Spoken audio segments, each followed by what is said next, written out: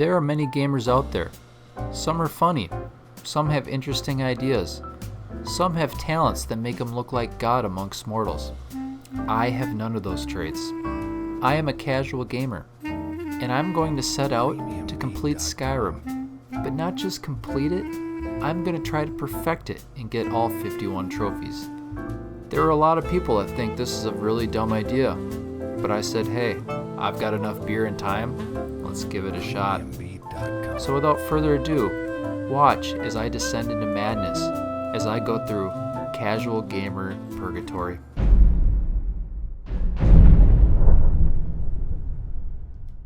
Yes, I can feel the adrenaline pumping. Maybe I was wrong. Maybe this isn't going to be such a pain in the downloading updates. But I just installed the game. Why didn't they just look? Okay. Calm down. Not the end of the world. Just give it a few minutes and we can get on with the video. One eternity later. Woo! We finally made it! Title screen, baby! Little does this man realize that this will be the happiest that he will be playing this game, as every ounce of will to live is slowly sucked from his body. Even the NPCs seem to share my sentiment as one of them makes a break for freedom, but alas, he is cut down before he can escape. The truth has become clear, there is no escape from this hellhole. We made this bed, and goddamn we're going to sleep in it. Who are you? Who am I? Who am I? Bitch, I'm the most OP character in this entire game. I am the bane of your existence. I am the destroyer of worlds. I am the monster that hides beneath your bed. I'm the asshole at the office who finishes the last cup of coffee and refuses to make a new pot. I am the kitty cat. And what name does such a monstrosity of destruction deserve? Only a name of raw power will do. A name so terrifying and so overwhelmingly evil that the mere whisper of it will cause my enemies to soil themselves. A name that will forever be uttered softly around campfires as the village elders tell of the terror that lived to crush his enemies and hear the lamentations of their women. And that name is Chris P. Bacon. You with one of the trade caravans, Khajiit? Your kind always seems to find trouble. Your kind? What do you mean by your kind? Skyrim. It's 2022. How about we let go of our prejudice against anthropomorphous cat people? God, makes me sick.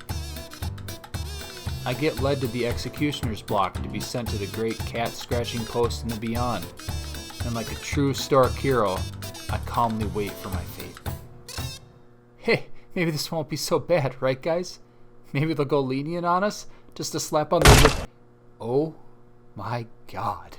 By a twist of fate, I am saved by a dragon and run for safety. Despite the chaos of the city being destroyed, I am able to marvel at 10-year-old graphics that have held up surprisingly well with no obvious problems whatsoever. I have to choose between the Imperials and Stormcloaks, so naturally I choose the Rebels because Crispy Bacon doesn't play by no rules. He's gonna stick it to the man. After looting a corpse of everything except his underwear, I pull up my trusty axe and get ready for my first fight. A tutorial? Please. What do I look like, a scrub? These two are gonna rue the day that they mess with Crispy Bacon. Help! Help! The scrub needs help! The scrub needs help! After totally not losing my cool and beating the two guards, I follow What's-His-Face deeper beneath the city. I steal a few potions, put an absolute smackdown on a guard, and snag myself a pair of safety cabbages. Rule number 1 of adventuring, I always bring a cabbage or two.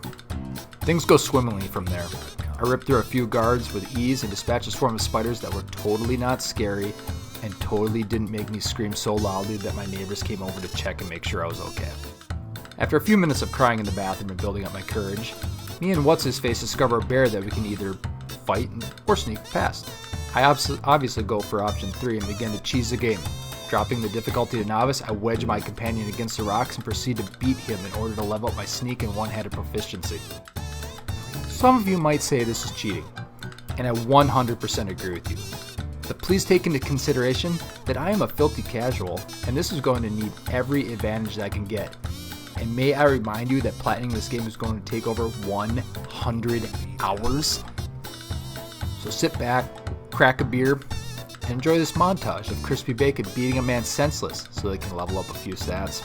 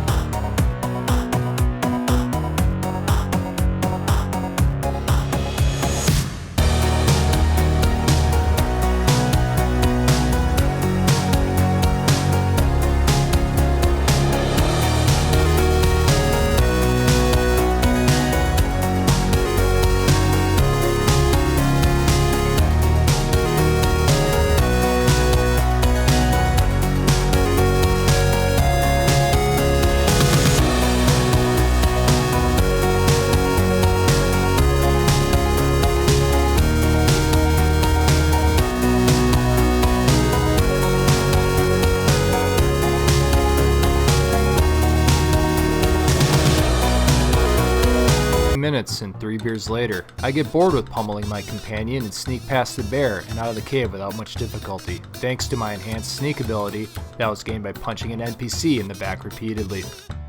Remember rule number 2 of adventuring, exploits are just part of the game. Once outside, I breathe the fresh air of freedom and get my first trophy. 2% of the way through the trophies. Should be done in no time. After a quick jog, I find a couple of magical stones, grab another trophy, and then kill some wolves. After reuniting What's-His-Face with his lady friend, I head off to Wife Run and experience everyone's favorite part of Skyrim, endless walking.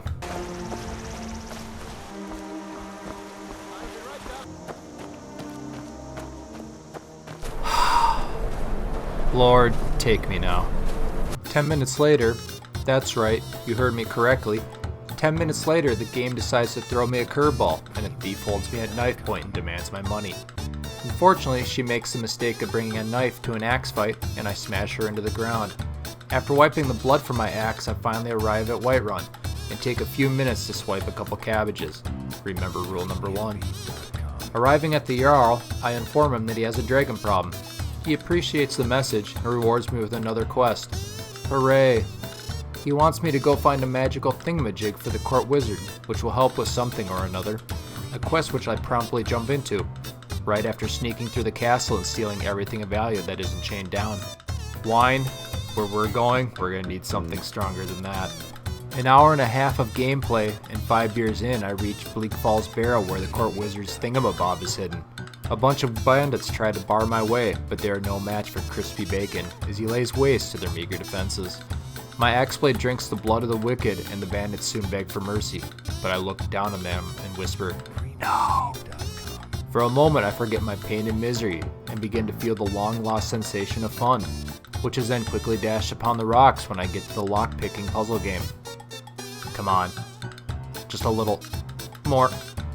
Come on, just fucking get in. Shit!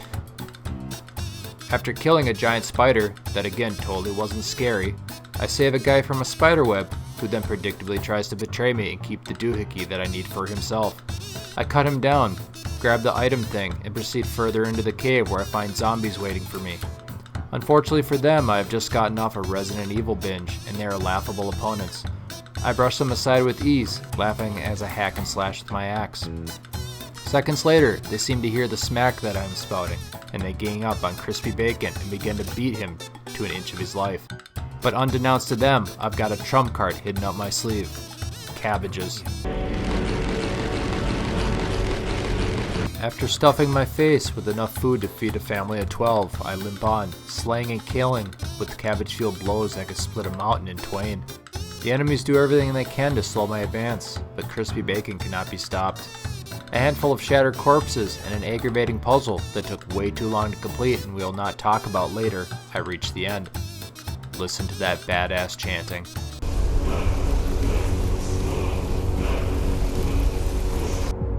Yes, a word of power.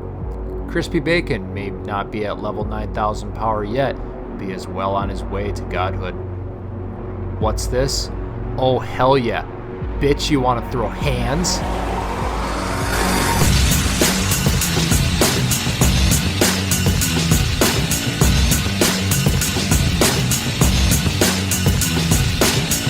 Pathetic.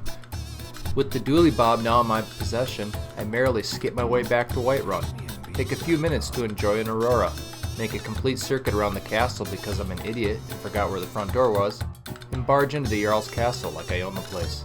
After handing Harry Potter his magical popsicle stick, I snag the Bleak Falls Barrel trophy and clench my anus in anticipation of the task that he's going to shovel at me.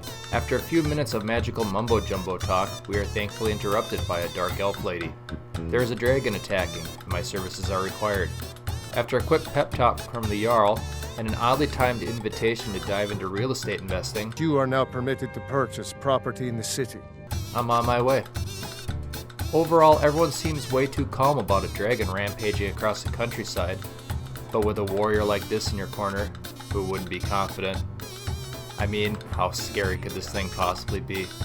After a few well-timed butt pokes, the dragon promptly becomes extra crispy and I feast on its soul. You know, like a totally normal hero would do. But forget about matters of morality. That soul snags me a trophy and a renewed sense of hope for the hellscape that I've submitted myself to. Maybe there is a silver lining that can be found amongst the struggle. A ray of sunshine that lets me know that despite all of the bullshit, things will be okay in the end. Dare I say, hope? Jumping from the main storyline, I hook a left and join the companions. Get the trophy Take Up Arms, get to spot a woolly mammoth, and find out that the companions are werewolves. And you're saying I can be a werewolf too? Farkas, you mad lad, I'm in. We breeze through the rest of the dungeon and take no prisoners. As a bonus, I level up enough to get the apprentice trophy and find my second word of power. But the best thing is that this mission is done and now I get to be a werewolf. And I'm a member of the Brotherhood as well. That's cool too, I guess. After the ceremony, I wait for night and the real prize is revealed. I'm led to a secret door beneath the forge and greatness awaits. Am I ready? Dude, does a bear shit in the woods? Yes. Yes. I can feel it. The power. This is incredible. Bow before the werewolf cat. Bow, you mortals. After beating the shit out of a guard, I black out and wake up with the trophy as my reward. I almost envy you. That first time is always the most intense. Are you trying to seduce me, Ayla? Because it's working.